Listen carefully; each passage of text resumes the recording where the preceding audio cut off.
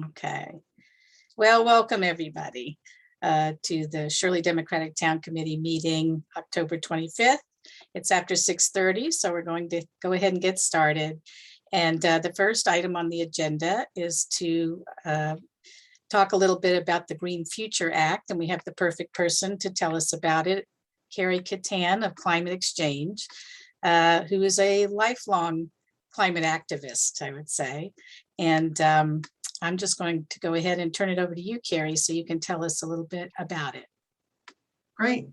Yeah, so my name's Carrie. I grew up on the south coast of Fairhaven, and I've had a few different jobs for the last couple of months. I've been working for Climate Exchange, and as an organization, we do some research work and some organizing stuff around the country.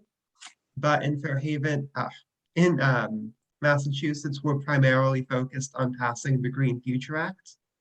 And with that, if it's okay, could I show a slideshow? Yes, I have to figure out how to help you to share that. Yeah, you'd want to make me a co-host. Okay. And also, thank you so much for letting me speak to you guys. Okay, I think great. you're on.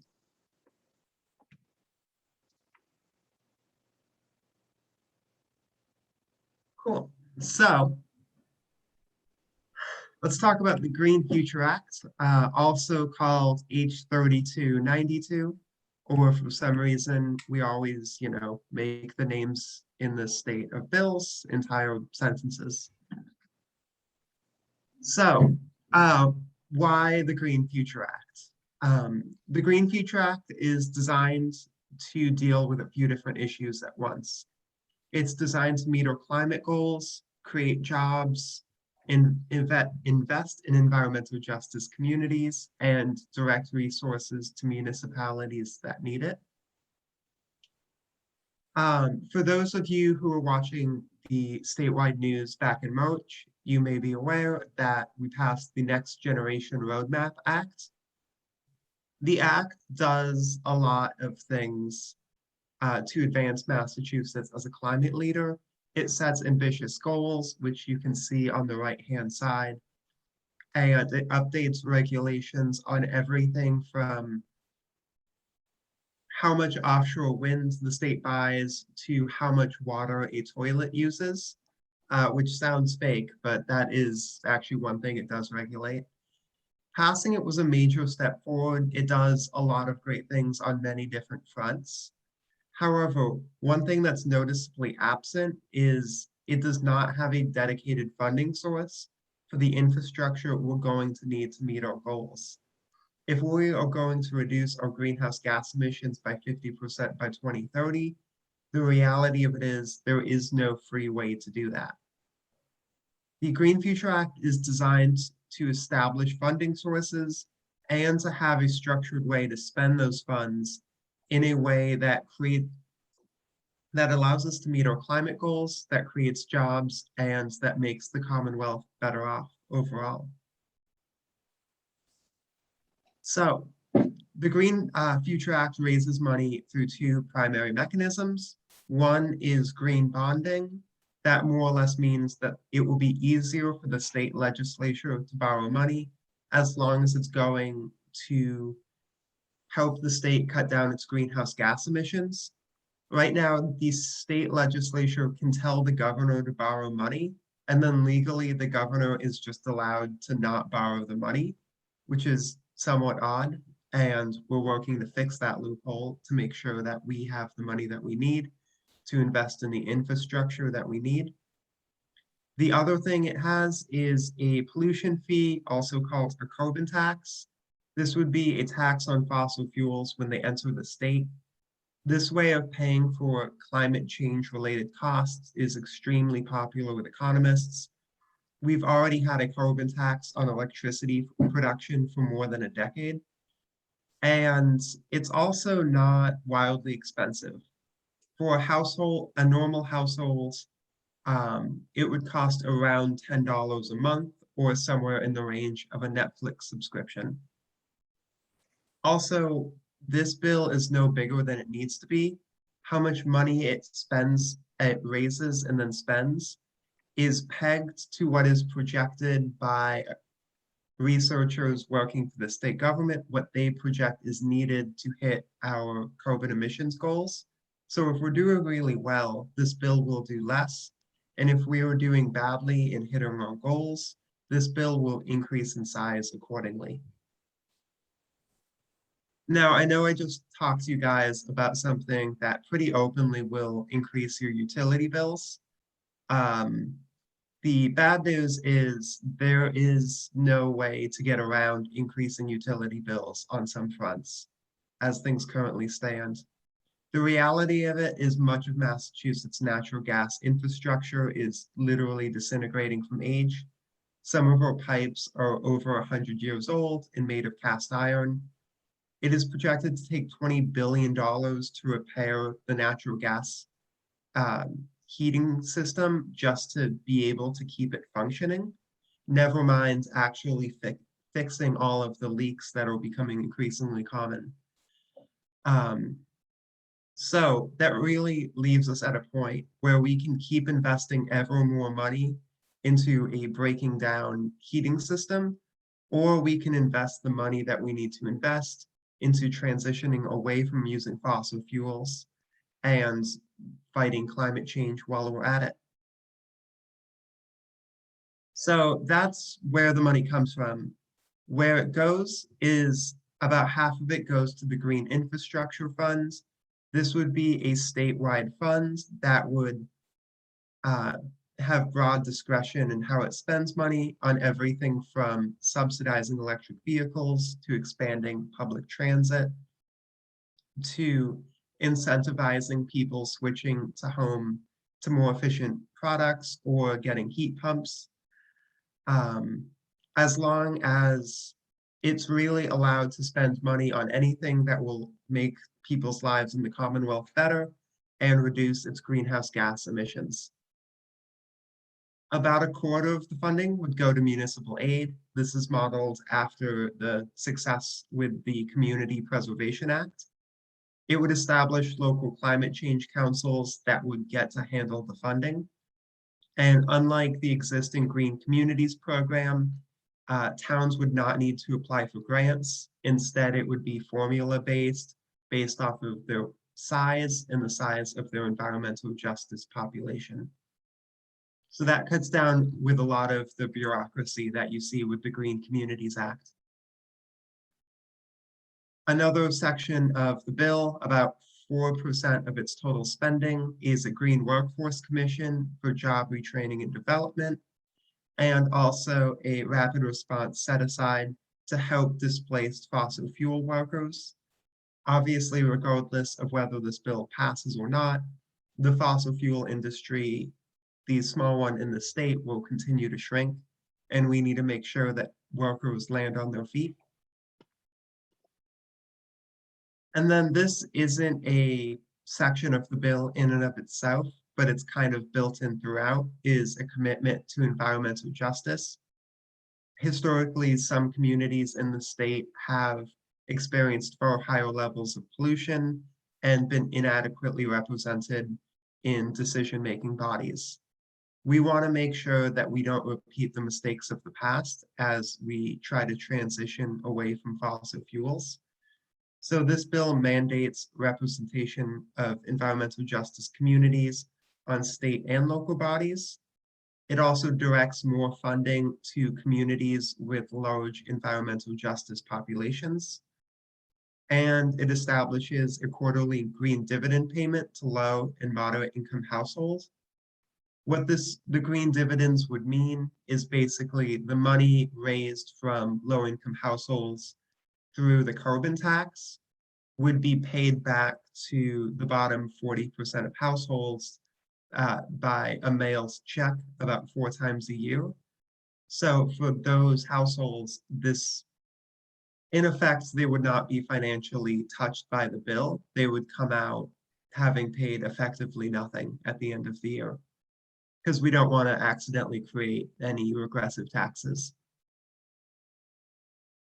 The overall idea with this bill is we need to make the green option the cheapest option. Right now, obviously buying a combustion engine car is cheaper. Having a natural gas heating system installed can, actually, I'm not sure that's even cheaper anymore. But the point is, some things are just cheaper to do when you're making climate change worse, which is a terrible incentive system. We shouldn't be punishing people for doing the things that we know we need them to do. So we need to make the green option the cheapest option by incentivizing electric vehicles, making it cheaper for people to switch to heat pumps, and then sending a clear signal to businesses that over time the cost of emitting fossil fuels will increase, and that they need to be ready for this reality and to be ready to move away from using fossil fuels.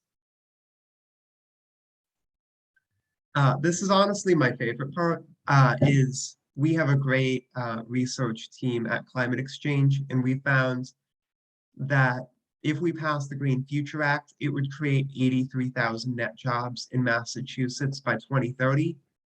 A lot of these jobs would come from what you'd expect, obviously building green infrastructure, like vehicle charging stations or solar panels would directly create jobs. But a lot of the jobs that would also be created would be because we're keeping more money in the Commonwealth by reducing our fossil fuel imports. Our current system of importing $17 billion of fossil fuels every year into the Commonwealth is great at creating jobs, but it's creating a lot of jobs and money in communities in Wyoming and Canada and Saudi Arabia. But it's, draining $17 billion out of the Commonwealth every year. If we can produce more of our energy here, we get to also keep more of our jobs and more of our money flowing through our local communities. As far as Shirley would qualify under the existing formula in the bill for about $2.5 million in local funding between 2023 and 2030. This could be spent on everything from climate mitigation strategies to switching to electric school buses to preserving green space. Really anything the town feels like it needs to, either reduce its greenhouse gas emissions or to prepare for the effects of climate change. So that is the policy side of things. On the political side of things, right now we have 72 co-sponsors in the House, a majority of Democrats, and we also have one Republican and one independent co-sponsor. We likely have until February to continue adding co-sponsors and building support. We're gaining a lot of support in the Transportation, Utility, and Energy Committee, where the bill is currently sitting and waiting for a hearing. And we have a coalition of groups all working to pass the Green Future Act that's called the Green Future Now Coalition. We also have a website here with more info. We are in a good position to pass this bill because as a group, we're pretty single-mindedly focused on passing this. We've had a large and long-running phone banking operation to get environmentalists in districts where their representative has not co-sponsored yet to ask them to co-sponsor. And we have some great lobbyists inside Beacon Hill doing some amazing work to help pass the bill. If you guys see this and you're interested in helping pass the Green Future Act, one great way to help is to thank your Representative Sina for co-sponsoring the bill at his email here. Thanking representatives who have already co-sponsored is a great way to show public support for the lawmaker and to help show support to Beacon Hill at large. If you'd like to get more involved in that, we also have bi-weekly phone banks talking to environmentalists whose representatives have not co-sponsored yet. And if you'd like to talk to me, my email is here, and I can send the slides out after this presentation. And that's it. Do we have time for questions? Yes, absolutely. Anybody have any specific questions, Daryl? Hi, thank you, Carrie, for your presentation. That was really interesting, and I got really excited when I heard 2.5 million projected for Shirley. I think that could do some amazing things, some great things. I mean, just kind of thinking out loud, you know, could one of the things be like subsidizing transition from oil furnaces to like an electric heat pump, for example? If we could subsidize that for the people of the town, then obviously we're going to reduce our, you know, our emissions there. Yeah, definitely. What this bill is more about, this bill gives state and local leaders a lot of leeway when it comes to what they can spend the money on. We want to make sure that community leaders are doing what's best for their individual towns. And we also want this bill to be in effect until 2050. So we don't know what 2040 is going to look like. But this, in practice, that means if a town wanted to spend their money getting people to switch to heat pumps, they definitely could. And yeah, I hope the town I live in does that, because I live in an apartment with an oil heater, and I definitely want that to change as soon as possible. Not just for the climate, it's getting expensive. Mm-hmm. And that's, I think, really flexible that, you know, towns can identify areas where they can have the most impact and then go ahead and take those actions. And I don't know, maybe some towns would put more, I don't know, solar on their public schools or whatever. But I like that each town has an opportunity to, you know, a fund to use. So thank you. Yes, thank you. I learned something tonight. Any other questions? I'm willing to do some phone banking. Maybe our Democratic Town Committee could, you know, go in on some phone banking, and, you know, we can send as a group a thank you to Dan for supporting it. And, you know, we had tried passing these, the carbon pricing bills in the past, and Carrie, we haven't gotten there in the state on any kind of carbon pricing bill. I know we were trying to do it in conjunction with other area states.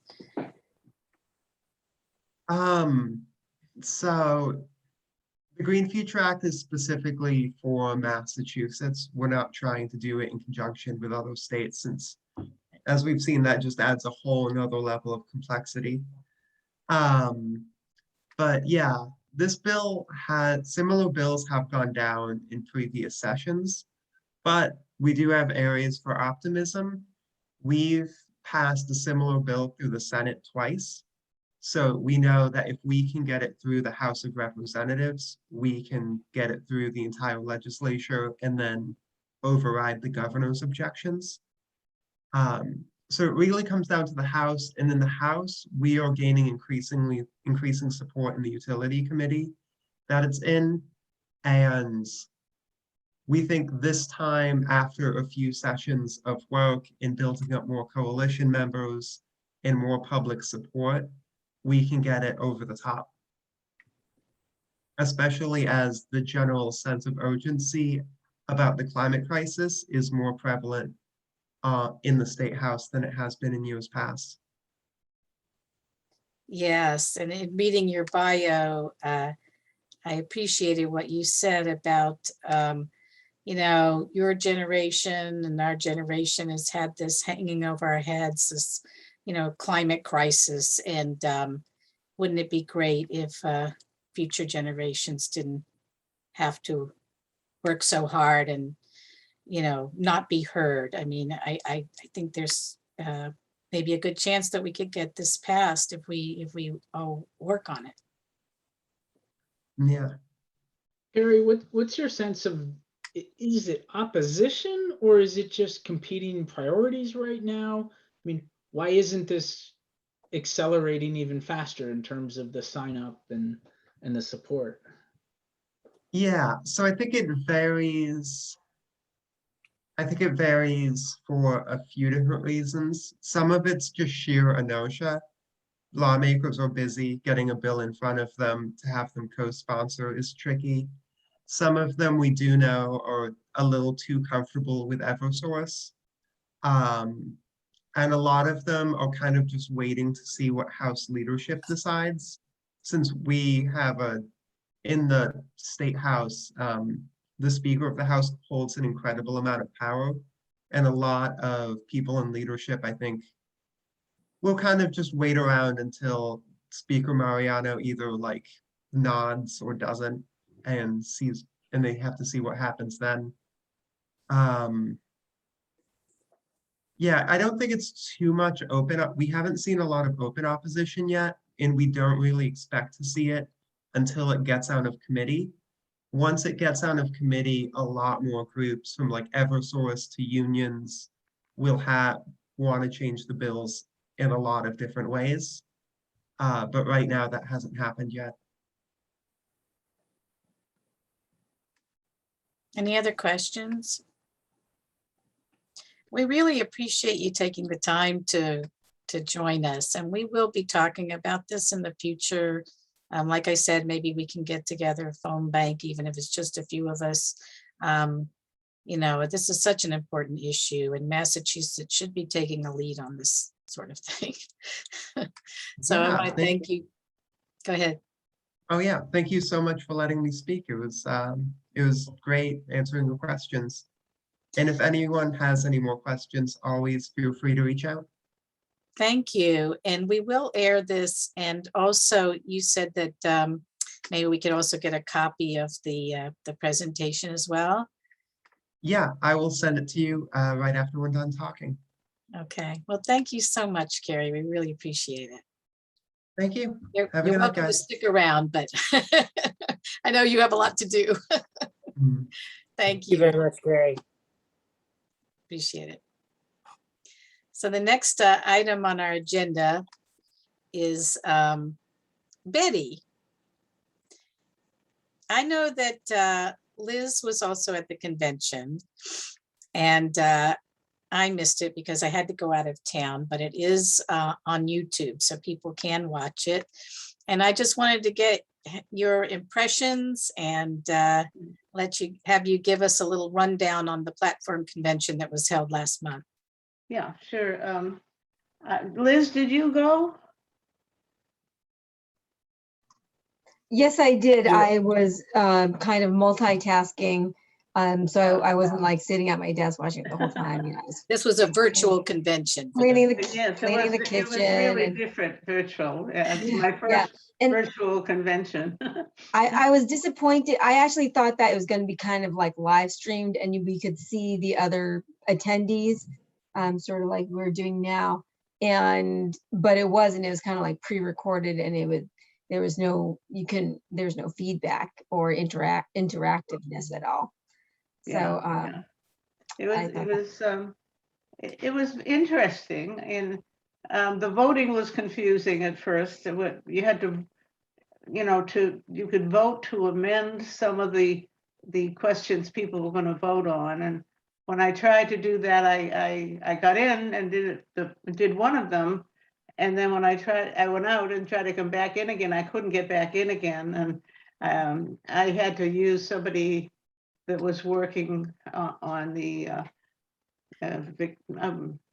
Martinez, Victoria Martinez. She helped me amend the ones I wanted to amend because I couldn't get back in again. But I did go back in and voted in 2 separate days, and there wasn't too much. It was what you'd expect for a Democratic convention. A lot of very good legislation, about dark money and Citizens United, and also making everything more accessible and more fair as far as gender and all of that sort of thing. So it was easy to vote on it. There wasn't very much I disagreed with. So it was just a voting thing. On September 25th, that was the actual convention. And the speakers were very good. I thought they were all very good. And I think they had prepared really nice speeches because they thought they were going to give them in person, and then they didn't. And anyway, Gus Bickford, the chair of the Massachusetts Democrat, he introduced everybody. And then Jamie Harrison from the DNC, he spoke. And what was interesting, Doug Emhoff, the first gentleman, Kamala's husband, spoke, which was unique. I think that was the first time that's happened. And Edward Kennedy, the state senator from Lowell, he spoke. Elizabeth Warren was excellent. She spoke about the American worker, and I'm so proud that she's my senator. And then my other senator, Ed Markey, he did a wonderful job too, talking about the climate change and the Green New Deal. Laurie Trahan, our state rep for the 3rd District, she spoke about legislation in the House of Representatives and the challenges of getting the bills passed, which we have been watching forever right now. Poor Biden trying to get anything done there. Bill Galvin spoke, and I'm glad that he's still in there with all these strange things that are going on with other states and what they're trying to do to suppress the vote. We've got a very experienced and good Secretary of State. Bill talked about that, and Maura Healey was the most interesting one from my point of view because she's been Attorney General for 7 years, and she has spent a lot of that time when Trump was in there trying to prevent things happening in Massachusetts that he was trying to do on the national level. And she's a good person to have in there. But she hinted that she might be a candidate for governor, which would change the whole governor's race. And as long as we could get another good attorney general, that might work. But of all the people that are running for governor, she has the best chance of defeating Baker if he decides to run for another term. He hasn't announced yet, has he? I haven't heard him announce, but anyway, that perked me right up because I like her a lot.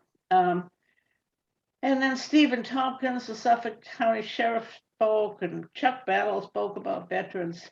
The 3 candidates for governor spoke. Danielle Allen, she sounded strong and energetic. She mentioned stitching things back together. And I also had received some information from her, which included her recipe for sweet potato pie. And I thought you might be trying to reach out to the domestic side of people there. She said the time is now. They all had this urgency. Ben Downing, we met Ben Downing at our caucus. He also said the time is now. And he talked of making things stronger at the broken places. He sounded strong and energetic and mentioned a sense of urgency. Then the Sonia Chang Diaz spoke, and she was a teacher, and her experiences as a teacher showed in her presentation. She also talked of a sense of urgency and talked of transformational change and transgender issues. And but Maura Healey, just from knowing all the things she's capable of, she would still be, in my opinion, the strongest candidate, although all of them were good. 2 candidates for Lieutenant Governor, Brett Barrow. He's an older gentleman, and he was introduced by Ted Parks, a college Democrat. Yeah, he looked as old as me, which is pretty bad. Had one foot on the banana peel, on the other in the grave. Yeah, but he had never run before, so he definitely wasn't the best candidate. I didn't think Tammy Gouvet would be my pick, and I still have to give her a donation. I've got something in the mail about that. Susanna Bump is not running for re-election as state auditor, and two candidates spoke to fill her seat. Diana DeGrazio, who graduated from Wellesley College and was the victim of sexual abuse in the state House of Representatives. She fought back against her critics and was re-elected to the House. Chris Dempsey was gracious enough to thank Suzanne Bump for her contributions. He talked about inclusion and transgender issues. He asked for everyone's support. Anyway, I can send you the link. I think I sent it to you already, Dina. The whole new platform is online at the MassDem site. You can find it there. And it was interesting. It was not nearly as interesting as going to the convention and talking to people and meeting them. The last one I went to was in 2018. So this was good. The Democrats are still alive and well, and they have a lot of work ahead of them because the Republicans are not doing a bloody thing. So. Thank you, Betty, for You're the welcome. summary. Thank you, Betty. Oh, you're welcome. And Thank you. Thank you, all Welcome that to went to the Penny. convention on behalf of Shirley, even though it was virtual, so it certainly wasn't as exciting or as exhausting. Well, maybe it was just as exhausting because being on Zoom for a long time, even if you're just watching, can be, or YouTube can be exhausting, I know, which is why I won't keep you too long on this meeting. But I really appreciate that, Betty. Oh, And you're welcome. and thank you, Liz, for going as well. And I want to talk just briefly about the new districts. The House, I think it was 158 to 1, passed the new districts in the state. Because of the census, we saw a lot of growth in many towns like Lawrence, and I can't think of the names of all of them right off the top of my head, but there's been a lot of growth in a number of towns. I think the only areas that lost a population a little bit in the Berkshires and Franklin County, but this has created, I think it's 13 new majority minority districts, and the redistricting also was, they were trying to avoid a lot of incumbents having to run against each other and that sort of thing. But so we have some new majority minority districts, and I'm going to show you the difference in how it directly affects us. I'm going to share my screen if I can find the right.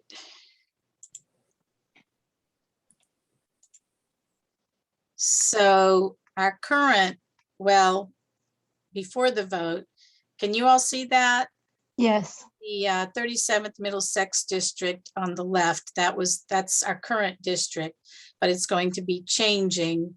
Not a whole lot, but we're losing Lunenburg, which is going to be in First Middlesex. Oh. And we would be gaining one precinct of Groton. I believe it's precinct 1. That's pretty much the way this is for the House of Representatives. So Representative Sina will still be our representative. And this is how the changes are in the House. The Senate. I can't see the whole new map because all our faces are over there on my screen. Oh, you can just, if you see the little top, if you see View? the little hide thumbnail video, you can hide our faces. It's in the upper right-hand corner of where our black Zoom images are. You see that, Betty? We Upper right-hand corner. minimize. Says view, mine says view. Yeah, you Oh. can change the view to gallery. Actually, the best one is the hide thumbnail video. It's the single bar on the far left. I Thank think. you. The single bar on the left. Do you see that? It says hide thumbnail video when you hover over it. So you should be able to get rid of our faces and see the screen.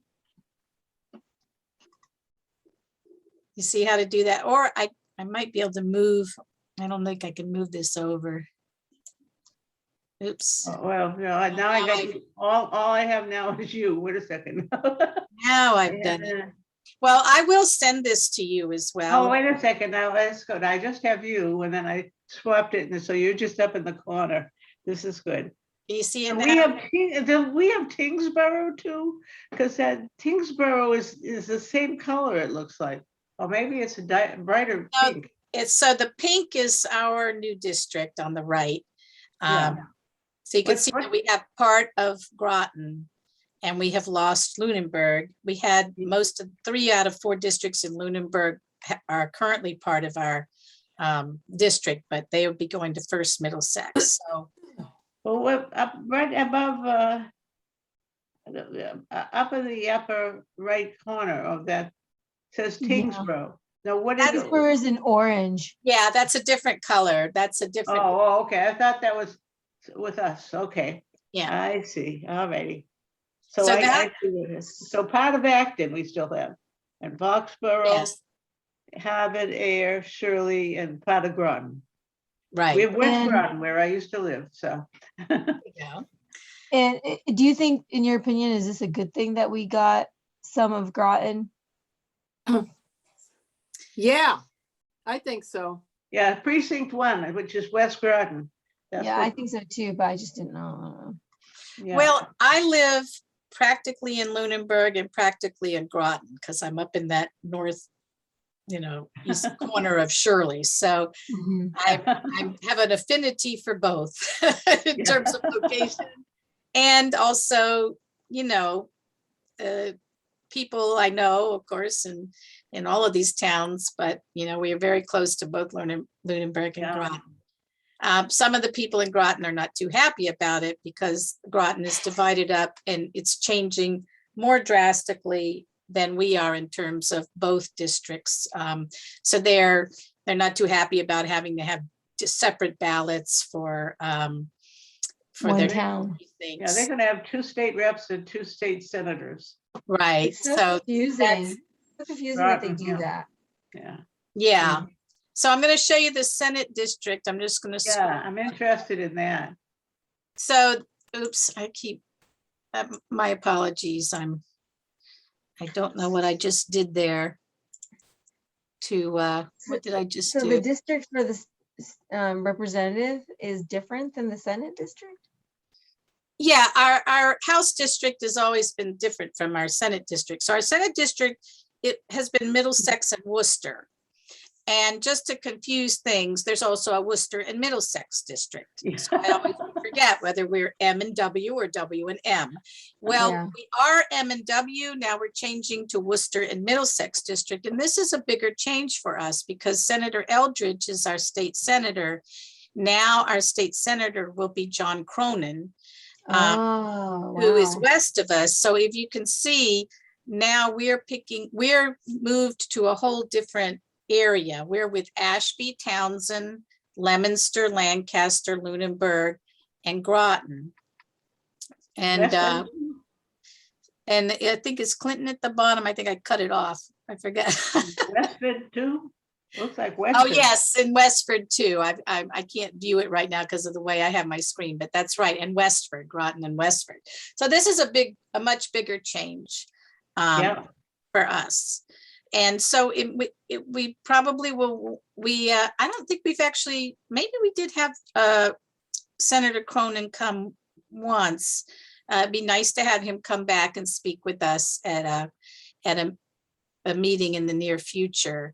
So we can, get to know him a little bit better. And also we can talk about our concerns with Senator Cronen. So I just wanted to kind of just give you an idea of the changes that Where is Jamie's district? What does he have for district now? Jamie's district is Middlesex and Worcester.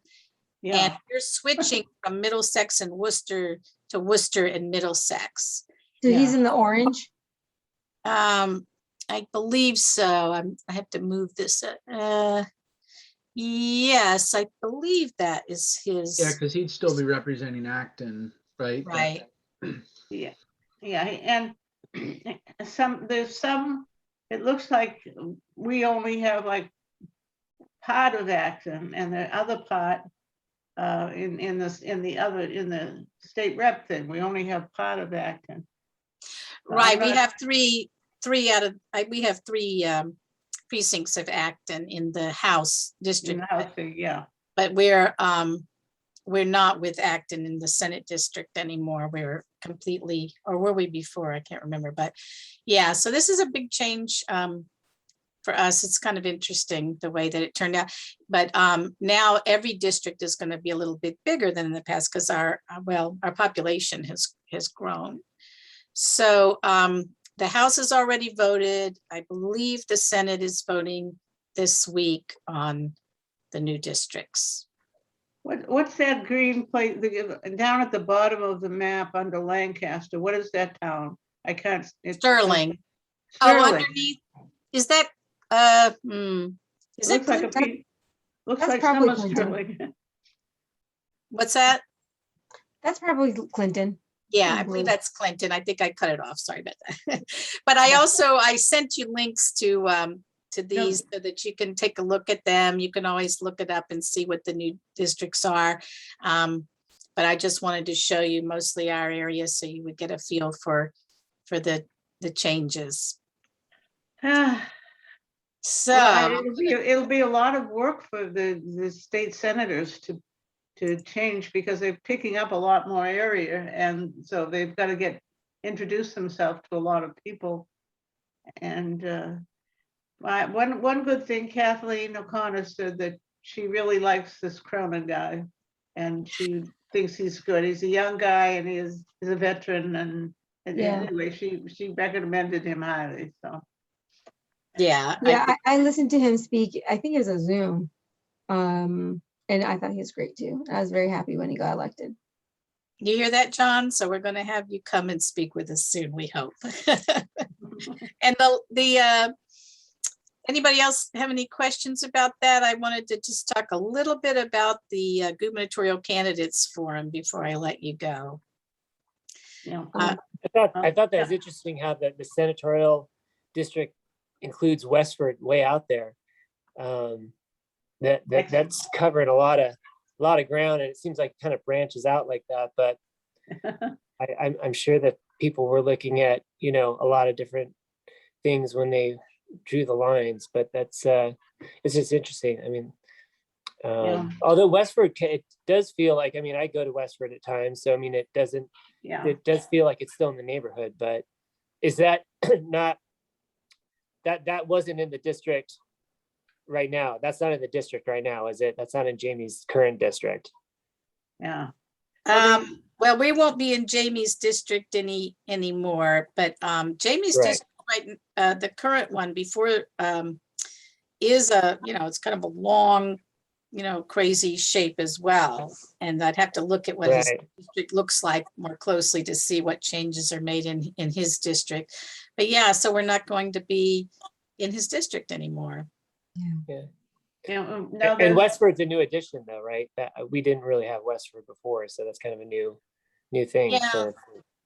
Yeah, we were in the Middlesex and Worcester district, and so we're switching from Jamie's district to Cronen's district, which is Okay. changing a little bit. So it's going to be a change for Senator Cronen as well. And now the Broughton did have Ed Kennedy as their senator. Does he have any of Groton now, or all of Groton in Cronen's district? Say that again. Groton they had a Democratic state senator in Edward Kennedy, was their Democratic state senator. And it looks like Olive Groton.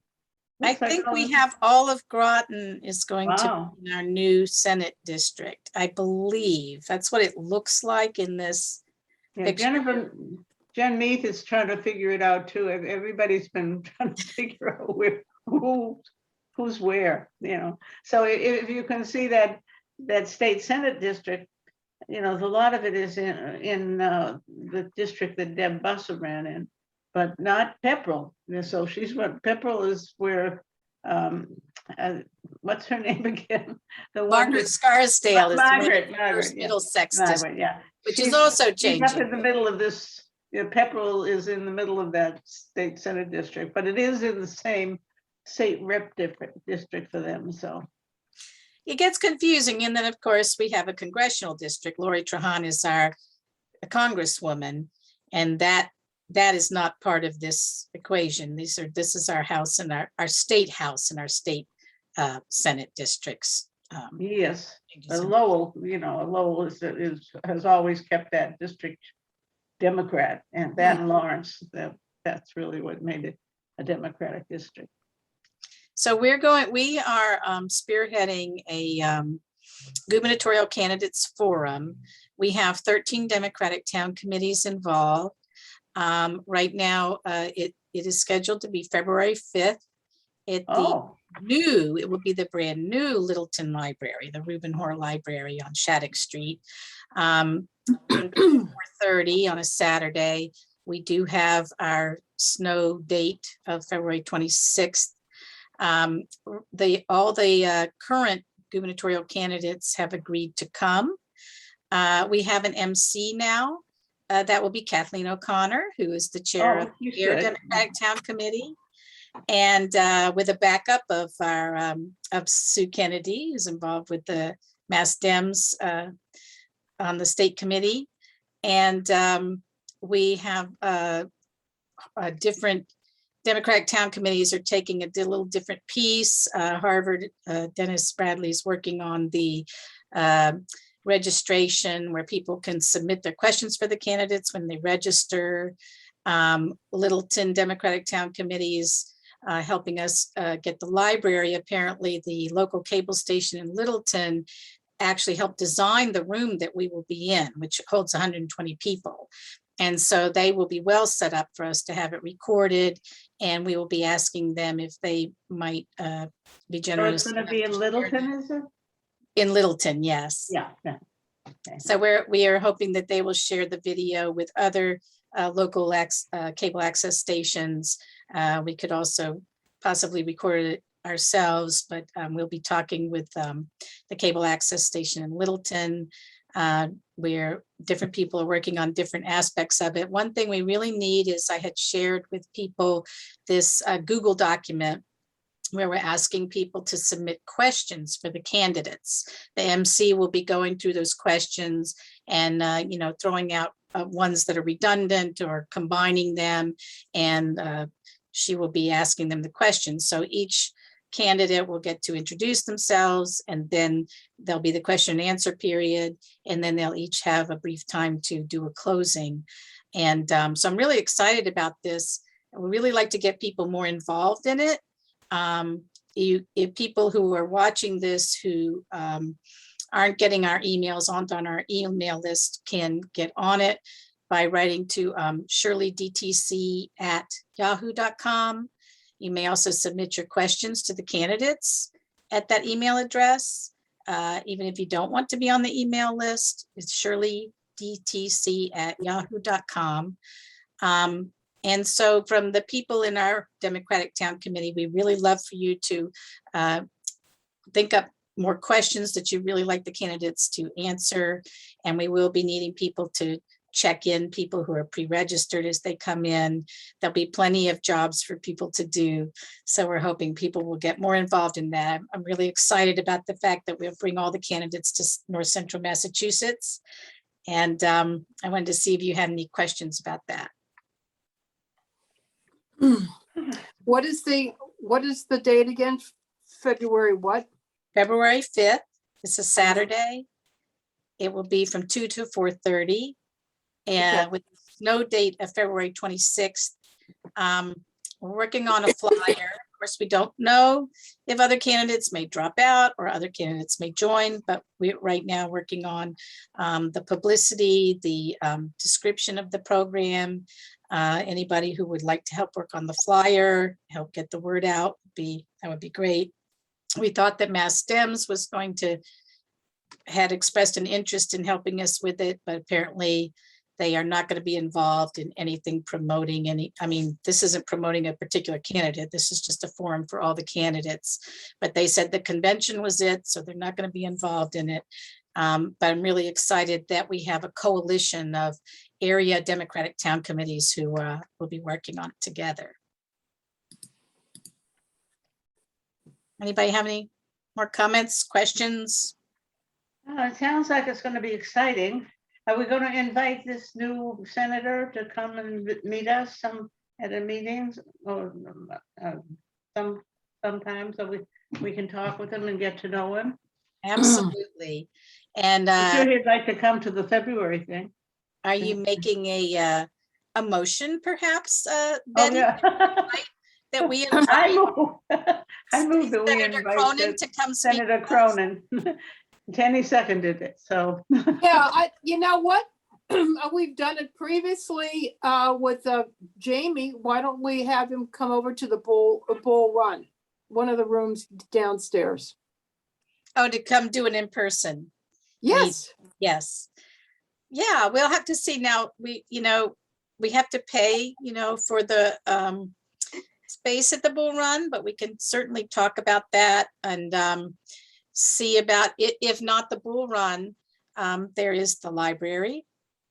So there are other locations where we usually have our meetings in person. With COVID, we've been having a lot of Zoom meetings. Yeah.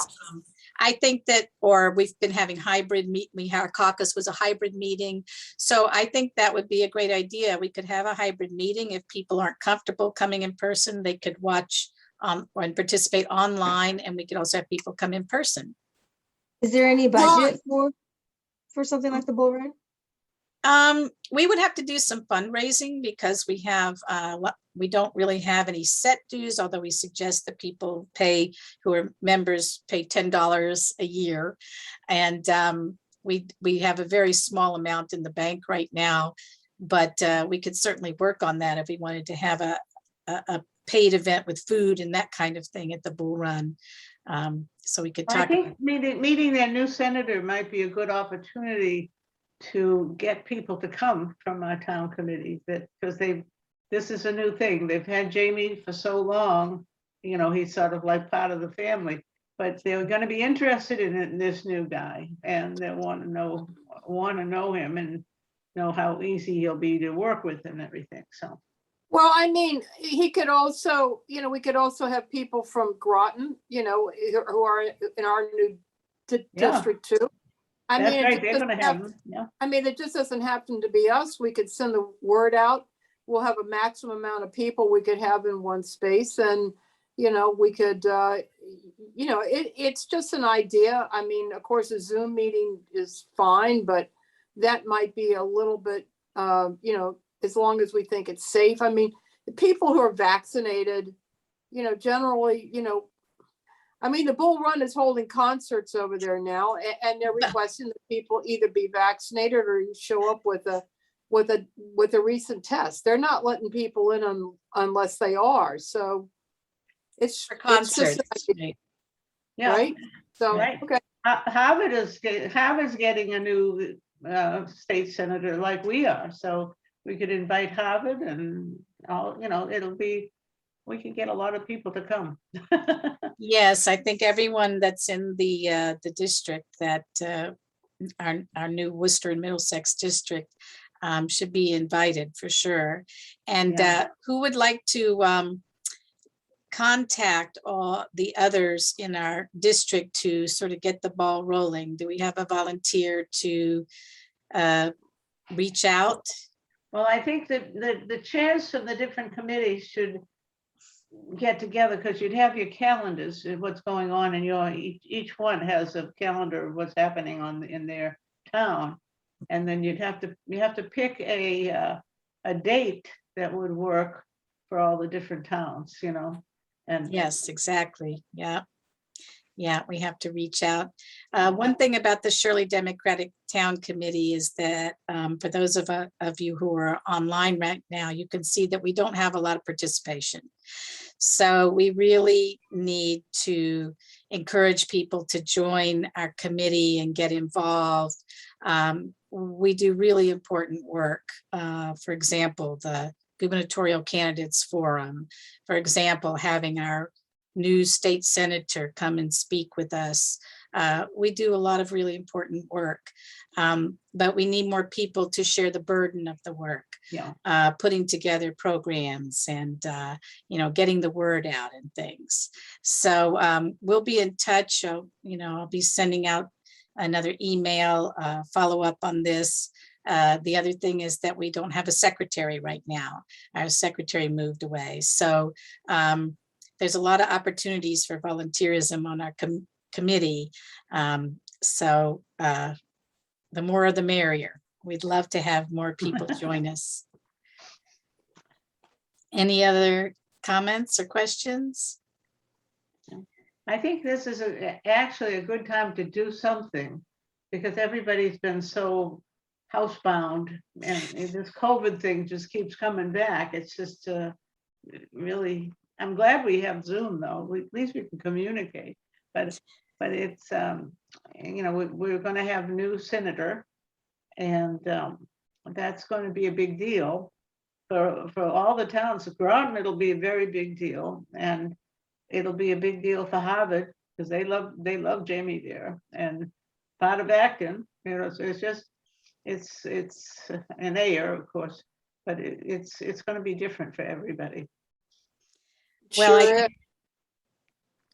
yes, it's an excellent idea. I think that if we're all in agreement, we don't really need to take a vote on that. Well, we could take a vote. What about our next, well, we don't know when Senator Cronen will be available, but we could shoot for trying for our next meeting to have him come and speak. Is everyone in favor of that? Sure. Yeah. You had a second? Yeah. And Okay. I bet he's getting an invite from Jem Meath already. They're meeting this week too, so there's going to be a lot of talk about what's going on. Yes, and Groton is one of the 13 Democratic Town Committees that's working with us on the Gubernatorial Candidates Forum as well. So actually Westford is too.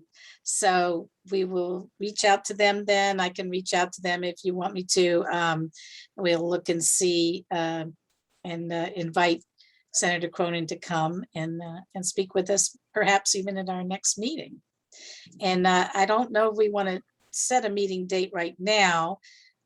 We don't have that many people participating tonight, but I think I know who cannot come which nights. So I think what I'll do is perhaps send out an email and just check with you all to see when you cannot meet, because I'd like for as many people on our committee as possible to be able to attend that next meeting.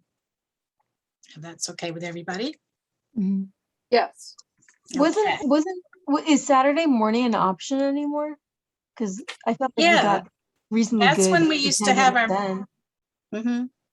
That's when we used to have our meetings at the library. And Yeah. so Saturday mornings might After actually be the cartoons. best. Let's say that again. After cartoons. After what? Cartoons. Oh, after cartoons. Just Okay, kidding, just Daryl. kidding. I agree. You can't. Well, now you can record those cartoons, so you can watch them Right. anytime you want. Actually, So that's maybe no nowadays excuse. it's just after, you can sleep in a little bit Yeah, right. more than cartoons. We usually would meet because the library, I don't think it opens before 10, right? So usually our meetings would be about 10, 10:30. So that, I'm glad you brought that up because that's when we traditionally would meet. And it would be so great to see you all in person. Yeah, it is nice to see everybody. Do you want to spend just like 2 or 3 minutes talking about how we can recruit? Yes. Good. I don't really have any ideas. I have no idea. Well, I think that, the thing is when we have events, like when we had the debate watch parties during the presidential election, we get huge participation. Unfortunately, most of the people that participate are not from Shirley, and those that are from Shirley do not join our committee. And of course, a lot of people in Shirley are not registered Democrats. A lot of them are independents or Republicans. You do have to be a registered Democrat in order to officially join our committee, but anybody can attend our meetings anytime. You do not have to be a member to come to meetings. So participation, whether you're officially a member or not, is not important. So I think, having the events, we would get a lot of people there, but we just don't get people to stick around to do the work of the committee. That's something we've talked about for a while that we really need to work on. How do you get people involved? The indivisible groups tend to have more participation because I think partly because they have a little more freedom to do whatever they want. And we're under, the state Democratic Party. Anybody have any suggestions while the questions out there? I wonder if I think you nailed it there with your comments. When there's something interesting, people want to come out and do it. Like that propaganda thing that we did after Trump got elected, and we were right on target. We're still dealing with the propaganda, and but the whole room was full of people. We had a lot of big turnout for that. And when we do fundraisers for Jamie or something like that, they would all come, people would come. And a lot of Jamie's supporters are going to want to meet this new guy. They're going to want to know who this guy is. So that is a meeting that you get people to come to, actually, if we could set something. Yeah, up. I think so too. Yeah. We get people to come, and we want to get people involved in the committee itself and not just attending our Right, event. well, you'll get them out and you'll know who they are. You'll know who wants to do things. So it's hard to know who's even out there anymore because everybody's in the house. So if you could get something, it's hard to plan anything because of the COVID thing, and a lot of people are still afraid of it. And you have to wear masks, and so it's yeah, even I go to the Groton Senior Center for my writing group, and we all have to wear masks now, even though all of us have been vaccinated. We wear masks just for our writing group. So yeah. and hey, it seems like we're going backwards because for a while we didn't have to do that. Then they brought and changed the rule. Any meetings, public meetings, you have to wear masks in public buildings. So. Yeah. Well, let's work on getting something together with a new state senator, reaching out to others in our and what's to us a new district. Well, it is a new district because it's changed even though it's still Worcester and Middlesex. So yeah, I think that's a great idea. And also the idea about going back to the Saturday meetings in person. Maybe the next meeting we can actually work on the planning for that meeting with Senator Cronen. That Groton Center is a really nice building, and you can do political things. I saw Laurie Trahan came and met everybody there. But now we will be in the same state senatorial district with Groton. So you could use that, you could use that hall. It really is very nice there. You have a nice kitchen and all kinds of stuff there. So. And they have a new native plant garden there too. Well, I don't want to keep you all. I think Daryl wanted to say something. He had his hand up. I'm sorry, Daryl. Just a quick question. When are these new districts going to be effective, assuming that, I guess, the Senate districts get voted on and passed? Next year's elections. Okay, so we a year from November, like November 2022 Eh, or earlier even, perhaps. You know, They'll That's be a on good the ballot, question. I think, next year. in the What's new that? district. That's in 2022. Right, midterm Be on elections. the ballot in their new districts. I think.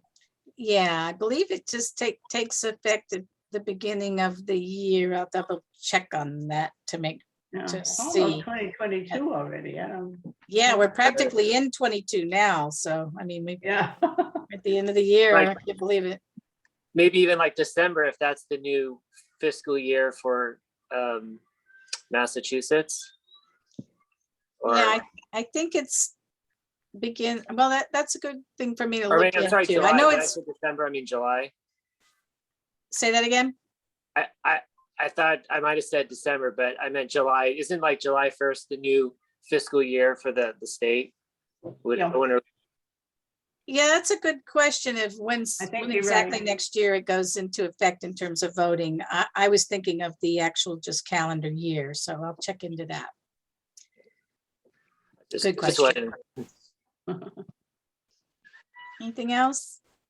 All right, I'll check into that. I'm gonna, Brian, did you have a question? No, it was great. Yeah, thanks for organizing the meeting, Dina, and the opening, learning about the state, this new bill. So thank you.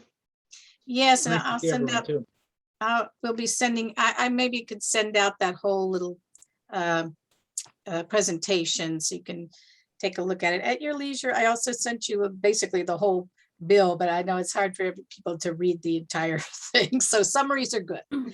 What was, excuse me, what was the new bill about, please? Oh, the Green Future Act that, What? the Green Future Act. I think maybe you Okay. missed the beginning. Carrie Catan of Climate Exchange gave a presentation, which I'll make available to everybody. Okay, And we're also recording this, and we'll see if we can get this aired as well, so that, and we can also put it on our YouTube channel so you can watch it. okay. Okay. You can take out all the inappropriate comments that I put in there. You're never I never inappropriate, Betty. censor myself. I'm terrible. Everyone's entitled to their opinions. Yes, but not to their own facts, right? That's exactly right. Well, thank you all very much. And Well, thank as you know, Dina, you'll be and hearing it from was nice me. seeing everybody. Great, really great to see Good everybody. night. Good night, Thank you all. for coming. Hi, thank you, Dina. Thank you very much, everyone. Yeah, Thank bye-bye. you. Good night. Bye now.